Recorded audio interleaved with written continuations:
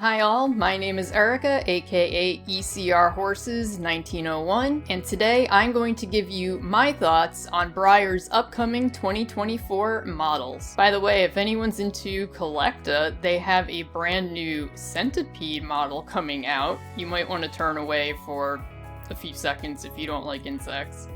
I'll let you know when it's over. So that's different. I wonder if I could show him in the other animals class. Okay, the insect's gone, sorry.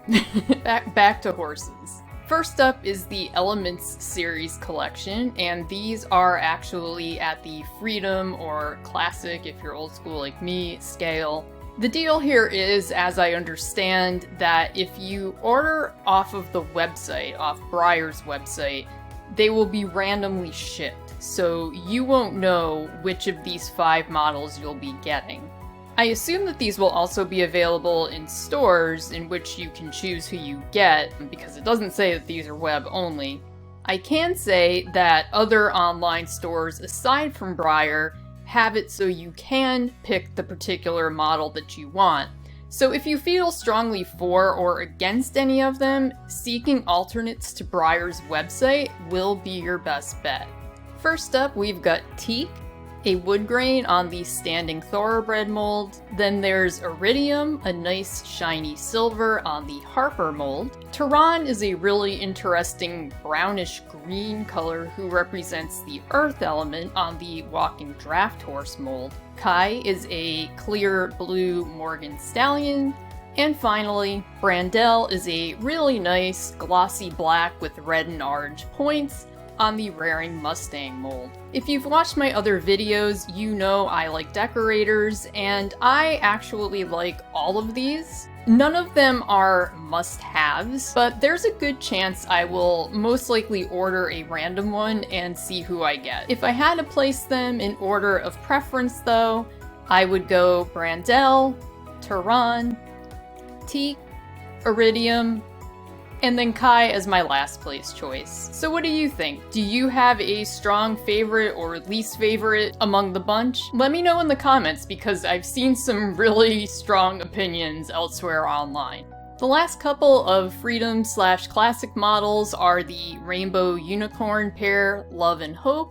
Admittedly, these are not my cup of tea, but they were made for a good cause in that $5 from every purchase goes to the Make-A-Wish Foundation, which does good work. And it's also kind of cool that these are new sculpts from Sarah Minkowitz, now Sarah Minkowitz-Brunig, who created molds such as the Amazic Stallion and the Connemara Mare. So if you like unicorns or fantasy models, these may be a good choice for you.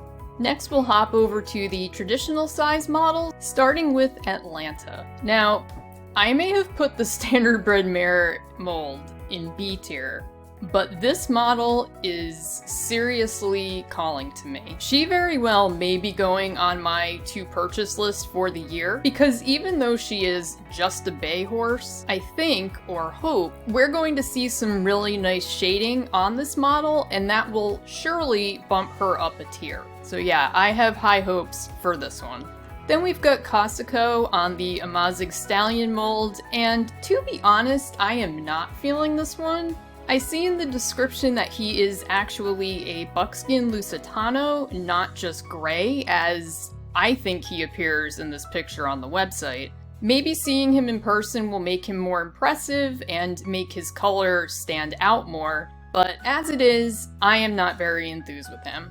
Next up is Legend, painted to look like a very popular horse from the Kentucky Horse Parks Mounted Police team. While I'm not sure he's a buy for me, I do have positive feelings towards him. This mold was a C for me, and this is another scenario where this particular model would probably rank higher. I don't know, I like him. I'm sure he'll be popular because, again, based on other videos I've watched, a lot of people have indicated that this real-life horse is well-known and well-liked. So yeah, good job, Breyer. Then there is Neptune, a new unicorn model on the Esprit mold. I have complicated feelings towards him because I'm not generally big on unicorns, but this coat color, this beautiful blue, green, dark purple is a wow. It's another I would like to see in person first, but this could very well be my first fantasy horse purchase. A new horse is out in the Ideal series, a pony of the Americas. He's okay. He does have some nice details if you look at the other pictures, aside from the main one on the Breyer website. If I had not gotten back into collecting seriously and was just casually buying Breyers here and there like I did for years, I could see this one calling to me. But with Breyer Fest and all those models and all the ones that I hope to find this year, this guy is most definitely going to go on the back burner for now. The last horse before we get to the holiday models is Norwich the Hackney Pony. And I am going to make a confession. The first time I glanced through all of the new 2024 models, this was the first one that seriously caught my eye. And if you watched, I believe it was part 1 of my tier ranking series, that may shock you because I was so indifferent towards the Hackney Pony mold that I initially dropped it into F tier. Mostly it was just due to indifference. I was like, I don't care about Hackney ponies, I don't know about Hackney ponies. He was the first F tier of the whole thing. This model may have changed all that, but you'll have to watch my tier ranking follow-up video next week to see that, or to hear more about it. In any case, he's another one, like the Standardbred, who is pretty plain if you were to just describe him to someone, but I am once more hoping that there is some nice depth to his coat, and I like him a lot. Of the new traditional models, he is absolutely up the list for me as far as potential purchases. Okay, holiday horses. We will start with the less complicated model. The 2024 holiday horse, Après-Ski. He's a nice bay on the Big Ben mold with some good details, such as the greenery in the mane and tail, and I also like the jingle bells that are on the reins. Then, of course, with the name, one would expect there to be some kind of ski detail, and indeed, we've got a couple of wooden-looking skis right there on the side. He's pretty good. I am just not the biggest fan of most holiday horses, with only a very few exceptions. I don't have many amazing thoughts on any of the Christmas ornaments either, so I am going to skip those in this video. But if you really want to know my feelings about any of them, please feel free to ask in the comments and I will take the time to respond. Now for the elephant in the room. And if you haven't already guessed, that is Beowolf, the 2024 Halloween horse. I will admit that when the picture of him was first released, I was like, yes, I am getting him, I cannot wait. I like the design, and you know the semi-raring Mustang is solid S tier, potentially S plus for me. So I was super looking forward to this one. And then the rumors started coming out. I am not going to do an exhaustive deep dive into this issue.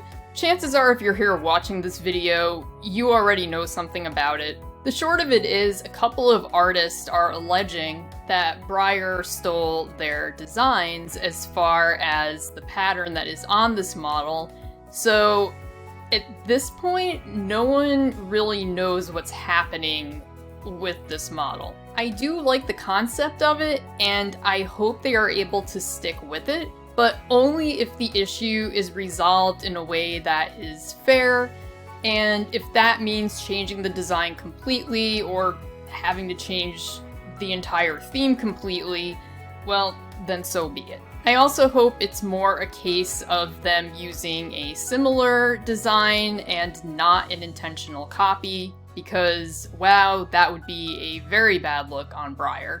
That's really as much as I can say though. Again, I have not dedicated much time to researching what's happened. I believe there is more info on Model Horse Blab, but as I'm not personally a member there, I cannot say for sure. Alright, pretty quick video today, but that about wraps this up. We'll be hopping over to my tier ranking wrap-up commentary in the next video, And then I think it'll be time to talk about the 2024 Breyer Fest models, because hoo boy, do I have some thoughts as far as they are concerned. Let's just say I think I'm going to be spending the majority of my money in the Clarion and not so much on this year's creations, but we will save the details about all that for that video. If you enjoyed your time here today, please like and subscribe, and comments are always welcome.